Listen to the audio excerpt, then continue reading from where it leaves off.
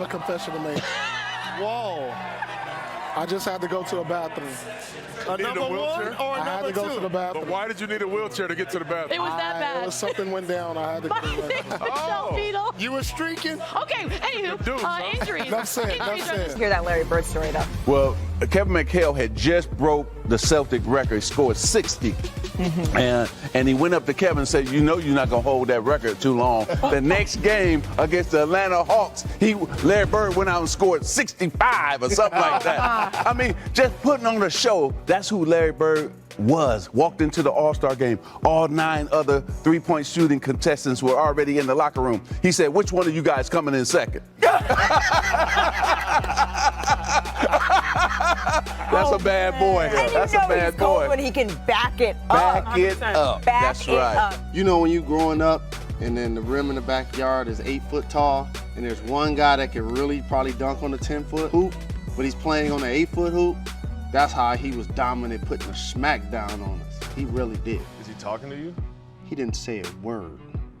And we thought about doing some things to him during the game. I remember one time we came to the sideline and Mike James, myself, and a couple of guys huddled up and we were talking to Sam Mitchell about, hey coach, think we might want to double team that guy?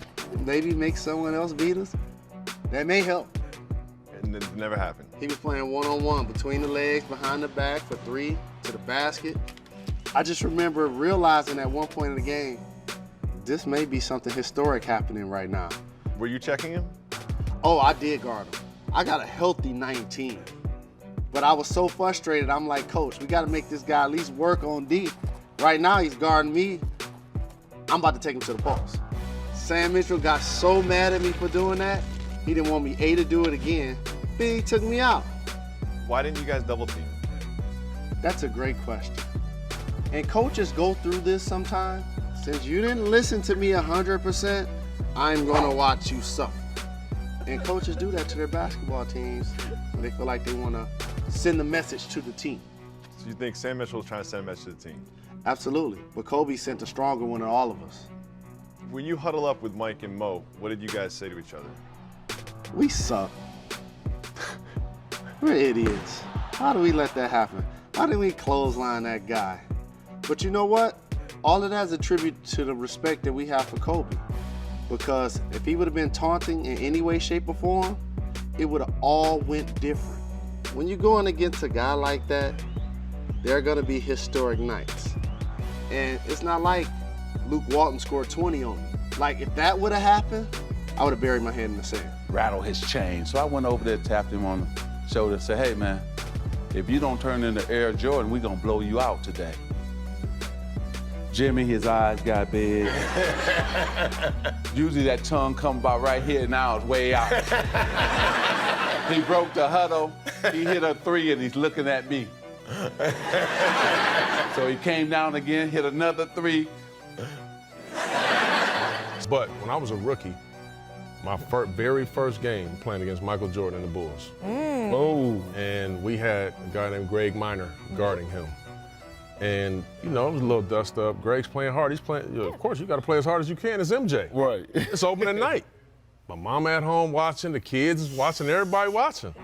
So they got in a little scuffle. MJ's going to the free throw line. And he looks at Greg and he says, I should make you take my shoes off. I looked down, I ain't even realize it. I looked down and he got the Jordans on. So I said, oh man, this is my first game ever. I said, this is what I got to look forward to. You learned a valuable lesson though, right? Well, obviously I didn't say much to MJ the rest of the night. That's right. I didn't want to be on that reel. So that was my welcome to the league Trash moment, talking. even though it wasn't too Involving. many. Thank goodness. So, right, I'm in Oklahoma City when I first get traded there. We played the Lakers the following season, my second year in OKC. So I switch out on Kobe and I'm like, let me see it. And he rocks me. He came back and he broke me down a little bit and he was like, all right, I'm gonna snatch that other ACL. That year, playing in the rookie game, I'll never forget it because he said, what's up, you little bitch? I'll never forget it. I looked at him like, all right, man. Yeah, what was your first impression of Shaquille O'Neal? Well, it's almost like a rhinometer on the court to play against. A couple of years ago, I went to Africa to see a real rhino, but it's not much of a difference. My first impression of Yah was, who the is this?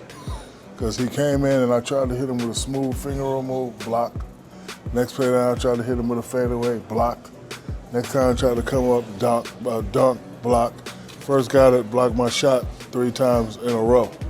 So he was definitely the first guy I had to change how I played against him. And he's also the first guy to get it, turn around, look me right in the face, and just shoot right over me. So that's what I first thought of when I first thought of Yah. Right? And this is when I knew Kobe was a monster, though. You hear about it, but if you don't see it, you really, really don't know. And so we get into a city, one of the cities very late. And immediately we all go to the gym, all my guys, it's Melo, it's me, it's Bryant, it's Kobe. Like we all go to the gym, we all get our work in. It's real late. And so after we get done getting our work in, me and my guys, we say, hey, let's meet for breakfast in the morning. Like if you can't sleep, whoever first one wake up, hit us up, we're gonna go eat. And so we do that. We probably get 3 hours of sleep. You can't sleep much when you're traveling across the world, like we were traveling. And we probably get 3 hours of sleep, and we wake up, we go down to where the food is. And as we walking down, slubbing with sleep in our eyes, Kobe Bryant is sitting there with ice on his knees already, right? So we walk up to Kobe, like, Kobe, what's up? And he was like, yeah, man, I just finished the workout, and I'm about to go do another one. And at that moment, I was like, wait, hold on. We just worked out about 3 hours ago. You know what I mean? And you've done another workout and you about to go do another one. That's when I was like, okay, I got to get my stuff together. I got to get my shit together, because this dude right here is on a whole different level than even I'm on. And I'm supposed to be great, right? So that's the kind of person he was. And that's how he drove me. You know what I mean? Just little stuff like that. I went back and said, okay, that means I got to work hard and I got to do more. So yeah, I just wanted to share that little anecdote. That's great. So speaking of your defense, can we get back to the Shaq foul story? Because you left a hidden gem there and then sort of breezed by. So Shaq gets an offense. I tell you, this is the most. I felt like I'll tell you the story. So Shaq gets an offensive rebound, and the coaches say, you're the 50% shooter, you got to foul him, and don't let him get an and one. So he gets an offensive rebound, and I'm behind him, right? And he comes down, and he goes up, and I'm like, I got to foul Shaq. And I come down, 2 hands, as hard as I can, like almost like a horse collar, but I'm just going to I'm going to just destroy this man, right? This is not going to be good. And I'm afraid as I'm doing it, damn, this is Shaq. I can't believe I'm doing this to Shaq. And I went down, and I went to grab him. And instead of my hand, see how my hand could wrap around my shoulder? It was like I hit cement. I just went boom. He went up and he dunked it. So as soon as he went up and dunked it, I'm thinking, oh my God, he's going to kick my ass. This is the worst position I could be in.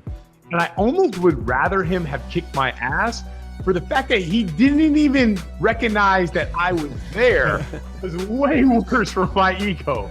I was thinking to myself, oh shit, I'm gonna get my ass kicked by Shaq in front of everybody. And he just walked to the free throw line. I felt so insignificant. I almost quit the NBA at that point. I was just I'm probably not an NBA player. If I gave this guy everything I had and he went up and dunked it, I wasn't even there. So that was the only time I was actually afraid of another human being. So Rip Hamilton, I'm like, Rip, back screen coming. Get through, back screen. Because Tibbs, we're a defensive team, so we know somebody you got to fall back. So I'm like, back screen coming. So he don't move, he stops. So okay, of course, I got to bag up, take away, that. So we boom. I'm like this, I'm backing up, guard you, man, I'm doing this. So I'm like this. They throw the ball up. I was like, Yeah. Right? Who is that for? Yeah, right, you know what I'm saying? So he, comes over. I didn't know he jumped over me at the time. He dunked it. Boom! They go crazy. Oh, man. I'm like, you know what I'm saying? He said, I didn't know he jumped over me. I didn't know. So my whole thing was oh shit, he dunked on me. Let me go get a bucket real quick. So I'm like, take the ball out. So I'm rushing down court. Tibbs called timeout. Beep. Oof. So you gotta sit there. That's the worst. So now they just going crazy. That Miami, how Miami fans, everybody got white on in there. Look like you gotta. So we on the bench and I'm like this. I'm looking at the circle. And like Joe Kim and Taj, we all like it's just quiet. Quiet, yeah, like yeah. you know, the coaches huddle up in the middle before they come give you the game plan. Right? So we all like, oh, like this, and Joe and like Taj gave me this thing like, like yeah, that happened right there. So I get back to I turn both my phones. I had 2 phones at the time. I turned both them off. I was like, I ain't want to hit nobody. The current is taking me in the middle of the ocean, like opposite from the boat. We couldn't see you. I know. And it was windy. It was all type was going on through my head. I'm gonna be honest with you. Then I look up at the boat and I see Bryant jumped off the boat like he's MacGyver. No, like that commercial that he had, the LeBron's, like. Yes, exactly. He jumped off the boat into the water. He was bringing me back with one arm. He's swimming with the other arm, and he carrying me in one arm. I told people this story before. I said, listen, I've seen LeBron do a lot of amazing things on the court. That was special. On the court, when he went and saved Melo's life. He saved my life. I can't hold you. He saved my life. He saved my life. Yo, Bron, I appreciate that. You saved my life that day. Yeah, shout out. Them little flippers wasn't working for me. And he passed me the ball. He never passed me the ball. And he passed me the ball. Kobe passed me the ball. And I shot a 3. And Phil didn't want me to shoot the 3. I heard him. Because he's the Zen master, so he can speak to you without, He can speak to you, and he don't need a microphone. You can hear him in your head. Ron, don't shoot. I said, whatever. Bomb, 3. Woo! Yes. So that's it for this video, guys. I want to thank you guys so much for watching. If you did enjoy, make sure you guys smash the like button. Let's see if we can hit 100 likes. And also subscribe to the channel to catch all the new content. We will be releasing daily videos for all of 2022, like I said. And also make sure to let me know down in the comments below what you thought. I will be responding to all the comments. Thank you guys so much for watching, and have a great day.